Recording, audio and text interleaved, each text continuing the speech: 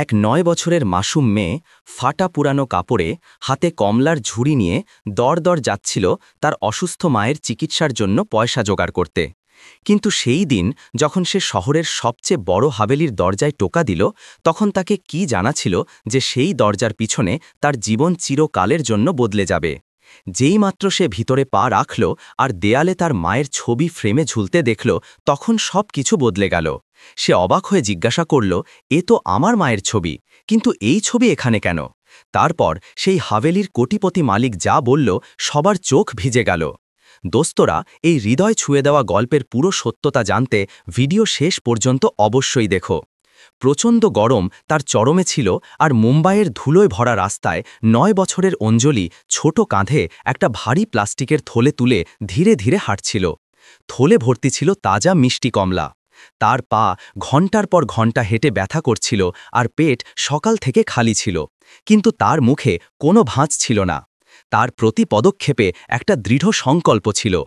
বাড়িতে তার মা স্নেহা, যে টিবি জাতীয় গুরুতর রোগে লড়ছিল, তাকে আজই তার ওষুধ দরকার ছিল।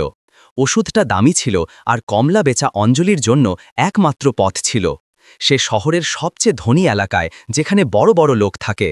আমি এক ঘরের বিশাল দরজায় টোকা দিচ্ছিলাম। বেশিরভাগ লোক তাকে উপেক্ষা করত বা না বলে দরজা বন্ধ করে দিত। কিন্তু অঞ্জলি হার মানেনি, কারণ মা সবসময় শিখিয়েছিল যে কষ্টে আশা ছাড়তে নেই। তখনই তার চোখ একটা এমন হাভেলিতে পড়ল, যার দরজা সে আগে কখনো দেখেনি। এটা একটা প্রাসাদের মতো লাগছিল। সাদা মার্বেলের দেয়াল, উঁচু জানালা, আর চারদিকে বিদেশি লাল গোলাপ আর অন্য গাছ লাগানো ছিল। এর নাম ছিল সিংহানিয়া ভিলা। হাভেলিটা খুব ভব্য ছিল, কিন্তু অদ্ভুতভাবে নিস্তব্ধ আর উদাসও ছিল, যেন সেখানে কেউ থাকেই না। অঞ্জলি সাহস জোগাড় করে গেটে লাগানো ছোট্ট বোতাম টিপল। কয়েক মুহূর্তের নীরবতার পর স্পিকার থেকে একটা গভীর ভারী আওয়াজ এলো। কে? আওয়াজে একটা অদ্ভুত ক্লান্তি ছিল। অঞ্জলি তার গলা পরিষ্কার করল। জি নমস্তে সাহেব, আমার নাম অঞ্জলি, আমি কমলা বেচছি। আপনি কিছু নেবেন? খুব তাজা আর মিষ্টি। বেশ কিছুক্ষণ পর্যন্ত অন্যদিকে নীরবতা রইল। অঞ্জলি ভাবল সে এখন চলে যাক। তখনই আওয়াজ আবার এলো, কত করে? আশায় অঞ্জলির মুখ উজ্জ্বল হয়ে উঠল। 5টা কমলা 50 টাকা সাহেব, বা 180 টাকার? খুব ভালো দাম। আরেকটা লম্বা বিরতি। তারপর আওয়াজ বলল, সেখানে অপেক্ষা করো। অঞ্জলি গেটের কাছে দাঁড়িয়ে রইল। হাতের থলের ভার এক হাত থেকে অন্য হাতে বদলাতে লাগল। তার হাত ব্যথা করতে লাগল, আর গলা শুকিয়ে যাচ্ছিল। কিন্তু এই ভেবে যে আজ মায়ের ওষুধ চলে আসবে, সে দৃঢ়ভাবে দাঁড়িয়ে রইল। এক অনন্তকালের মতো লাগা সময়ের পর তাকে পায়ের আওয়াজ শোনা গেল। গেট জোরে গর্জন করল, আর ধীরে ধীরে খুলে গেল। সামনে এক লম্বা কতকাঠির লোক দাঁড়িয়েছিল। সে দামি সাদা কাপড় আর চকচকে জুতো পরা ছিল। তার ঘড়ি সম্ভবত অঞ্জলির পুরো বাড়ির চেয়েও দামি ছিল। এই লোকটা ছিল অর্জুন সিংহানিয়া। তার মুখ সুন্দর ছিল, কিন্তু তার চোখ ক্লান্ত ছিল, যেখানে গভীর দুঃখের মেঘ ছিল। অর্জুন নিচে সেই ছোট্ট মেয়েকে দেখল, যার স্কুল ইউনিফর্ম পুরানো আর জুতো ফাটা ছিল। এক মুহূর্ত তার চোখে কিছু অদ্ভুত জ্বলে উঠল, হয়তো অবাক হওয়া, হয়তো বিভ্রান্তি। ভিতরে এসো, সে ধীরে বলল। অঞ্জলি দ্বিধা করল। মা সবসময় বলতো যে অচেনা লোকের বাড়িতে কখনো যেতে নেই, কিন্তু এই লোকটা বিপজ্জনক লাগছিল না। সে শুধু খুব খুব দুঃখী লাগছিল। কোনো ব্যাপার না, অর্জুন অঞ্জলির মুখে চিন্তা দেখে বলল, আমি তোমার সব কমলা কিনে নেব। যদি ভয় পাও তাহলে এখানেই দরজায় দাঁড়িয়ে থাকো। সব? অঞ্জলির চোখ বড় হয়ে গেল। তার কাছে 20টা কমলা ছিল। এটা তো তাকে 3 দিনে আয় করা টাকার চেয়েও বেশি ছিল। হ্যাঁ, সব। অর্জুন তার ওয়ালেট বের করল। তারপর থেমে তাকে মনোযোগ দিয়ে দেখল। তুমি শেষবার খাবার কখন খেয়েছ? জবাবে অঞ্জলির পেট থেকে জোরে আওয়াজ এলো। লজ্জায় তার গাল লাল হয়ে গেল, আর সে তার দৃষ্টি নিচে নামিয়ে নিল। অর্জুনের ক্লান্ত মুখে একটু নরমতা এলো। ভিতরে এসো, প্রথমে তোমাকে কিছু খেতে দিই, তারপর তোমার কমলার টাকা দিব। অঞ্জলি ক্ষুধার্ত ছিল, আর তার আওয়াজে তাকে সত্যতা অনুভব হলো। সে ধীরে মাথা নাড়ল, আর সেই ভব্য কিন্তু উদাস হাভেলির ভিতর পা রাখল। অর্জুন সিংহানিয়ার বলায় অঞ্জলি সিংহানিয়া ভিলার মূল হলে পা রাখল। বাইরের ভব্যতা ভিতরেও অটুট ছিল। ছাদ থেকে ঝুরতে থাকা ক্রিস্টালের বিশাল ঝাড়লণ্ঠন থেকে হলের মেঝেতে বিছানো দামি সাদা মার্বেলের টাইলসে আলোর খেলা হচ্ছিল। হাভেলিটা ভব্য ছিল, কিন্তু তাতে একটা অস্বস্তিকর গভীর উদাসী ছিল। অঞ্জলি অনুভব করল যেন এই বাড়িতে শুধু সৌন্দর্য আছে, জীবন নেই। এটা তার ছোট কিন্তু হাসি আর মায়ের ভালোবাসায় ভরা বাড়ির থেকে একদম উল্টো ছিল। অর্জুন অঞ্জলিকে বসার ইশারা করল আর নিজে রান্নাঘরের দিকে গেল। তুমি এখানে অপেক্ষা করো বেটি, আমি তোমার জন্য কিছু ভালো বানিয়ে আনছি। তুমি খুব ক্লান্ত লাগছ। তারা বলতে বলতে তার চোখে লুকানো উদাসীকে হাসার চেষ্টা করল। অঞ্জলি একা বসে তার চোখ দিয়ে পুরো হাবেলি মাপছিল। তার দৃষ্টি দরজার উচ্চতা আর দেয়ালে ঝুলানো দামি পেইন্টিংসে ছিল। তখনই তার চোখ একটা বিশাল মার্বেলের সিঁড়ির কাছে রাখা একটা ছোট খোদাই করা কাঠের টেবিলে গেল। সেই টেবিলে একটা ভব্য সোনার ফ্রেমে বসানো একটা ছবি রাখা ছিল। যেইমাত্র অঞ্জলির চোখ সেই ছবিতে মিলল, তার ছোট্ট হৃদয় এক মুহূর্ত ভুলে গেল ধুকপুক করতে। তার পুরো শরীরে একটা ঠান্ডা ঢেউ দৌড়ে গেল। সে সোফা থেকে নেমে সেই টেবিলের দিকে দৌড়ালো। ছবিতে এক সুন্দর যুবতী মহিলা ছিল, যে একটা সাধারণ সুতির হলুদ শাড়ি পরা ছিল। আর তার মুখে একটা এমন নিষ্পাপ হাসি ছিল যা অঞ্জলি হাজারবার দেখেছে। সেটা তার নিজের মা স্নেহার ছবি ছিল। এটা তার মায়ের অনেক বছর আগের ছবি ছিল, তখনকার যখন তাদের চোখের রোগের ক্লান্তি নয় বরং ভালোবাসার ঝিকমিক ছিল। অঞ্জলি কাপা হাতে ছবি তুলে নিল। তার চোখ থেকে অশ্রু ঝরে পড়ল। এটা এখানে কেন? তার মনে শুধু এই প্রশ্ন একটা ঝড়ের মতো গর্জন করছিল। তখনই অর্জুন সিংহানিয়া হাতে একটা ট্রে নিয়ে ফিরে এলো, যাতে একটা প্লেটে গরম সমোসা আর এক গ্লাসে তাজা লেবুর পানি রাখা ছিল। অঞ্জলিকে কাঁদতে আর ছবি বুকে জড়িয়ে দেখে অর্জুন তৎক্ষণাৎ ট্রে মাটিতে রাখল। অঞ্জলি, কি হলো আমার ছোট্টি, তুমি ঠিক আছো তো? তারা ঘাবড়ে জিজ্ঞেস করল। অঞ্জলি ছবির ফ্রেমটা শক্ত করে ধরে আর কোনো ভয় ছাড়াই সেই ধনী লোকের দিকে তাকালো। তার আওয়াজে সেই নিষ্পাপতা ছিল না, তাতে একটা দৃঢ় চ্যালেঞ্জ ভরা প্রশ্ন ছিল। এই ছবি? সে কাঁপা ঠোঁটে বলল, ফ্রেমের দিকে ইশারা করে। এই ছবি আমার মায়ের। আমার মায়ের ছবি আপনার বাড়িতে কেন? অর্জুন সিংহানিয়া হতবাক হয়ে গেল। তাদের হাত ঢিলে পড়ে গেল আর তাদের মুখ এক মুহূর্তে সাদা হয়ে গেল। বছরের দুঃখ এক মুহূর্তে ভেঙে পড়তে দেখা গেল। তাদের দৃষ্টি অঞ্জলির মুখে গেল, তারপর সেই ছবিতে গেল, আর তারপর একবার আরও অঞ্জলির মুখে। সেই একই চোখ, সেই একই নিষ্পাপতা। তারা তাদের চোখে বিশ্বাস না করে কাঁপা প্রায় ফিসফিসের মতো আওয়াজে জিজ্ঞেস করল, তুমি তুমি কে? তোমার নাম কি বেটি? অঞ্জলির জবাব তার হৃদয়ে বছর ধরে লুকানো ব্যথা বাইরে নিয়ে এলো। আমার নাম অঞ্জলি, আর আমি স্নেহার মেয়ে। এই বলে অঞ্জলির গালে অশ্রুর ধারা আরও দ্রুত হয়ে গেল।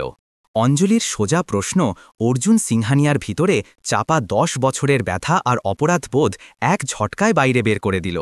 তাদের চোখ এখন অশ্রুতে ভরে গিয়েছিল, কিন্তু সে নিস্তব্ধ ছিল। একটা এমন নীরবতায় যাতে বছরের অকথিত গল্পই লুকানো ছিল। অঞ্জলি, যাকে এখন ক্ষুধা বা ক্লান্তি অনুভব হচ্ছিল না, সে ছবির ফ্রেম শক্ত করে ধরেছিল। সে দেখল যে সেই ধনী লোক, যাকে দেখে সবাই ভয় পায়, তার সামনে দুর্বল হয়ে পড়ছে। আমার মা বলে যে তাদের কাছে একটা এমন জিনিস ছিল যা কোনো ধনী লোকের জন্য খুব দামি ছিল, আর তারা তা হারিয়েছে। এটা কি আপনি? অঞ্জলি তার নিষ্পাপতা আর বুদ্ধিমত্তায় ভাঙা সম্পর্কের সবচেয়ে গভীর ক্ষততে আঙুল রাখল। অর্জুন তাদের অশ্রু মুছে আর সেই সোফায় বসে পড়ল। তারা অঞ্জলিকেও ধীরে তার কাছে বসার ইশারা করল। না বেটি, তারা গভীর শ্বাস নিয়ে বলল, তোমার মা যে সবচেয়ে দামি জিনিস হারিয়েছে সেটা আমি ছিলাম না, সেটা ছিল আমার বিশ্বাস। আর আমি যে সবচেয়ে দামি জিনিস হারিয়েছি সেটা ছিল তার ভালোবাসা। অর্জুন তাদের চোখ বন্ধ করল আর হাভেলির ভব্য কিন্তু ঠান্ডা পরিবেশে অতীতের উষ্ণতা ভরতে লাগল। 10 বছর আগে তোমার মা স্নেহা আমার জীবন ছিল। সে এই হাভেলির রানী হতে চলেছিল। সে শুধু আমার সেক্রেটারি ছিল না, সে আমার দুনিয়া ছিল। আমি তাকে দুনিয়ার প্রতি সুখ দেওয়ার প্রতিশ্রুতি দিয়েছিলাম, কিন্তু আমার পরিবার, আমার বাবাকে এই সম্পর্ক মেনে নেওয়া যায়নি। তাদের বলা ছিল যে এক গরিব পরিবারের মেয়ে শুধু টাকার জন্য আমার সাথে বিয়ে করছে, সে সম্পদের লোভী। অর্জুনের আওয়াজ ধীর আর ব্যথা ভরা হয়ে গেল। তারপর একটা ভয়ানক রাত এলো। আমার বাবা একটা বড় হীরা গায়েব হওয়ার মিথ্যে অভিযোগ স্নেহার ওপর চাপালো।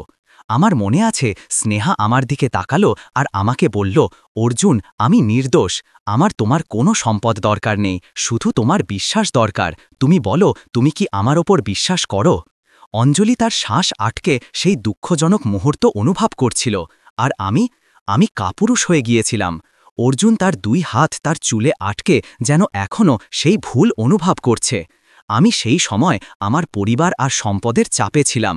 আমি তাকে বলেছিলাম, স্নেহা, আমার মনে হয় আমি তোমাকে এখন এই বাড়িতে রাখতে পারবো না। যতক্ষণ এই ব্যাপার পরিষ্কার না হয় তুমি যাও। যেই মাত্র অর্জুন তুমি যাও বলল, অঞ্জলি অনুভব করল যেন তার হৃদয়ে একটা তীর বিঁধেছে। স্নেহা সেই রাত কাঁদতে কাঁদতে এই হাভেলি থেকে বেরিয়ে গেল। সে সেই ঘর থেকে যায়নি যেখানে সে আমার সাথে তার স্বপ্নের দুনিয়া গড়েছিল, বরং সে আমার হৃদয় থেকে, আমার জীবন থেকে বাইরে যাওয়ার সিদ্ধান্ত নিয়েছিল।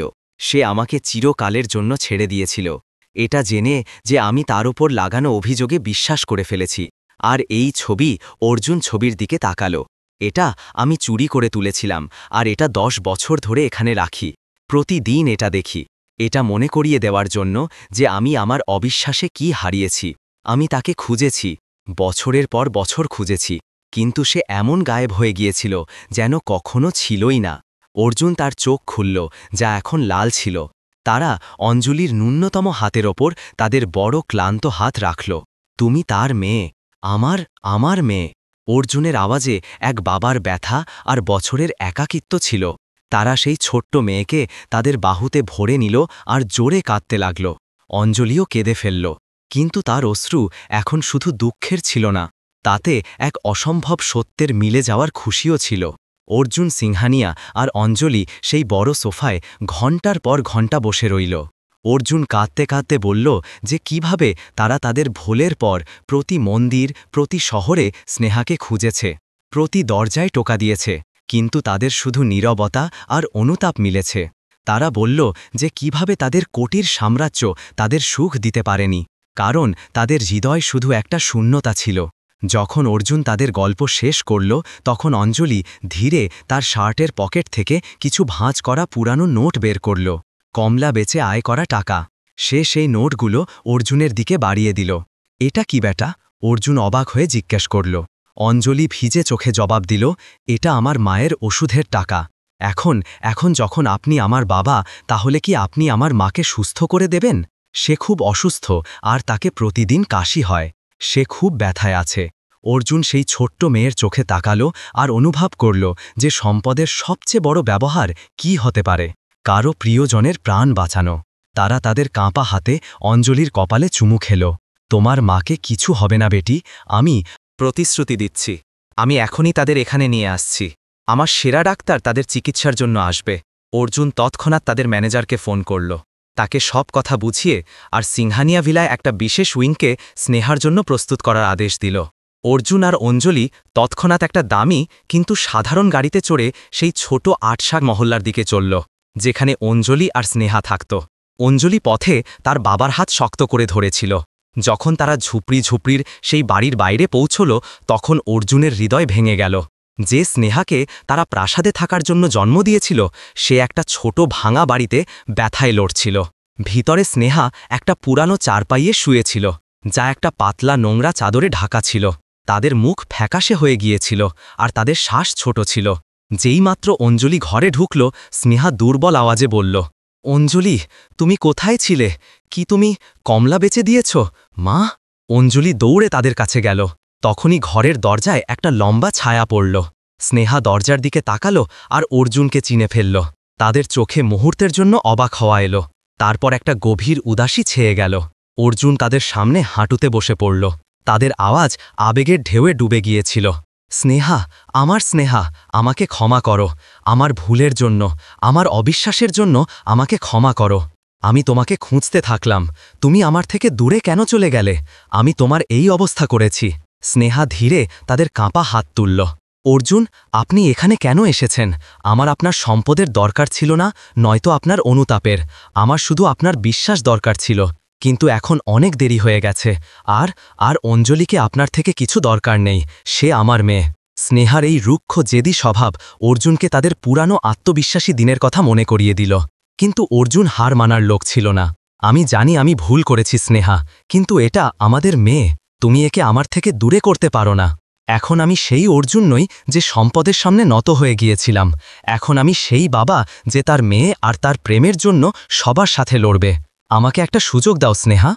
তোমার খাতিরে নয়, বরং অঞ্জলির খাতিরে। অঞ্জলি মাঝে এলো আর তার মায়ের হাত ধরে নিল।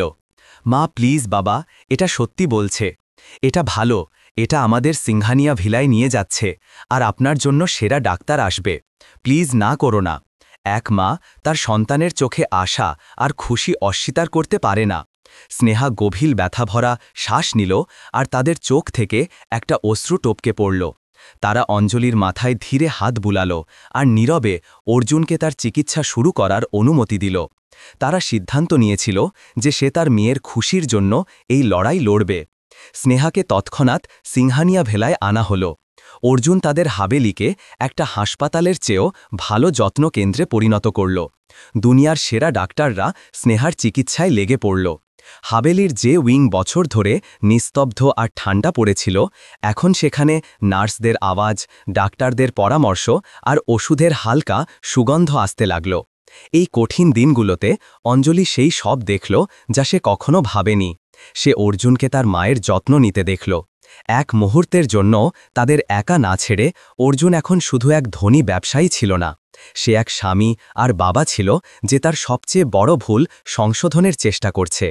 তারা তাদের ব্যবসার সিদ্ধান্তগুলো পিছনে ফেলে দিয়েছিল, আর এখন তাদের মনোযোগ শুধু স্নেহার সুস্থ হওয়াই ছিল। স্নেহার স্বাস্থ্য ধীরে ধীরে উন্নতি হতে লাগল। প্রায় 1 মাস পর সে সেই উইং থেকে বেরিয়ে সিংহানিয়া ভিলায় মূল হলে এলো। সে এখনও দুর্বল ছিল, কিন্তু তাদের মুখে রোগের ফ্যাকাশেপনা সরে গিয়ে আর একটা ধীর শান্ত হাসি ছিল। অর্জুন সেই মুহূর্তের অপেক্ষায় ছিল। তারা হাবেলির মূল দরজায় স্নেহাকে থামাল। স্নেহা তারা ধীরে বলল, আওয়াজ এখনও দমে ছিল। আমি জানি যে তোমার শরীর এখনও পুরোপুরি সুস্থ নয়, কিন্তু আমি আর অপেক্ষা করতে পারছি না। আমি 10 বছর আগে তোমাকে হারিয়েছিলাম, কারণ আমি বোকা আর কাপুরুষ ছিলাম। আমি তোমাকে আবার হারাতে পারি না। আমি তোমার বিশ্বাস ভেঙেছিলাম, কিন্তু তুমি এই বাড়িতে আমার সম্পদের কারণে আসনি। তুমি এখানে তোমার হক নিয়ে এসেছ, তোমার মেয়ের খাতিরে। অর্জুন সেই টেবিলের দিকে ইশারা করল যেখান থেকে অঞ্জলি স্নেহার পুরানো ছবি তুলেছিল। পুরানো ছবি এখনও সেখানে ছিল, সোনার ফ্রেমে, কিন্তু তার পাশে অর্জুন আরেকটা ফ্রেম রেখেছিল। যখন অঞ্জলি আমাকে জিজ্ঞাসা করেছিল যে আমার মায়ের ছবি আপনার বাড়িতে কেন, সেই প্রশ্ন আমার জীবন বদলে দিয়েছে। সেই প্রশ্ন আমাকে মনে করিয়ে দিয়েছে যে সম্পদের চেয়ে দামি কি। আজ আমি শুধু তোমার কাছে নয়, বরং আমার মেয়ে অঞ্জলি আর এই ছবির কাছেও ক্ষমা চাইছি। অর্জুন হাঁটুতে বসে স্নেহার হাতে একটা ছোট সোনার আংটি ধরিয়ে দিল, যা খুব সাধারণ ছিল কিন্তু ভালোবাসায় ভরা ছিল। স্নেহা, আমি তোমার জন্য কোনো হীরা আনিনি, কারণ তোমার বিশ্বাসের চেয়ে দামি কোনো হীরা নেই। তুমি কি আমাকে তোমার বিশ্বাস আবার দেবে আর আমার স্ত্রী হবে? স্নেহার চোখে অশ্রু ছিল, কিন্তু এবার সেগুলো ব্যথার ছিল না। তারা অর্জুনকে তুলল আর তাদের চোখে তাকালো, যেখানে এখন অবিশ্বাসের কোনো চিহ্ন ছিল না, শুধু সত্যিকার গভীর ভালোবাসা ছিল। অর্জুন তারা আবেগপ্রবণ হয়ে বলল, আমি তোমাকে অনেক আগেই ক্ষমা করে দিয়েছি। এক মা কখনো তার সন্তানের বাবাকে ঘৃণা করতে পারে না। আমি অপেক্ষা করেছি যে তুমি তোমার ভুল বুঝবে। আমাদের মেয়ে অঞ্জলি সেই খুশি ফিরিয়ে এনেছে যা আমরা দুজনে হারিয়েছিলাম। স্নেহা আংটি গ্রহণ করল। তখনই অঞ্জলি তার স্কুল ইউনিফর্মে দৌড়ে এসে দুজনকে জড়িয়ে ধরল। সিংহানিয়া ভিলা, যা কখনো নিস্তব্ধ আর ঠান্ডা ছিল, এখন ভালোবাসা, ক্ষমা আর হাসির গুঞ্জনে ভরে গেল। পুরানো ছবি সেখানেই রইল, যা তাদের মনে করিয়ে দেয় যে সত্যিকার ভালোবাসা কিভাবে শুরু হয়েছিল। আর তার পাশে একটা নতুন ছবি রাখা হলো, যাতে অর্জুন, স্নেহা আর অঞ্জলি একসাথে হাসছে। এক পূর্ণ পরিবার, যাকে তাদের মেয়ের নিষ্পাপতা আর একটা সাধারণ কমলার ঝুড়ি আবার মিলিয়ে দিয়েছে। তো দোস্তরা, এটা ছিল অঞ্জলি, স্নেহা আর অর্জুনের হৃদয় ছুঁয়ে দেওয়া গল্প। একটা এমন গল্প যা আমাদের শিখিয়েছে যে সম্পদ যত বড়ই হোক না কেন, কিন্তু সত্যিকার ভালোবাসা আর বিশ্বাস সব সময় তার চেয়ে অনেক বেশি দামি। এই আবেগপূর্ণ গল্পে সবচেয়ে ভালো মুহূর্ত কোনটা লেগেছে তোমাদের? তুমি কি মনে করো যে অর্জুনকে ক্ষমা পাওয়া উচিত ছিল? যদি গল্প ভালো লেগে থাকে তাহলে ভিডিও লাইক করো আর তোমার দোস্তেদের সাথে শেয়ার করতে ভুলো না। এমনই আরও হৃদয় ছুঁয়ে দেওয়া গল্প শুনতে আমাদের চ্যানেল সালমা ভয়েস সাবস্ক্রাইব করতে ভুলো না।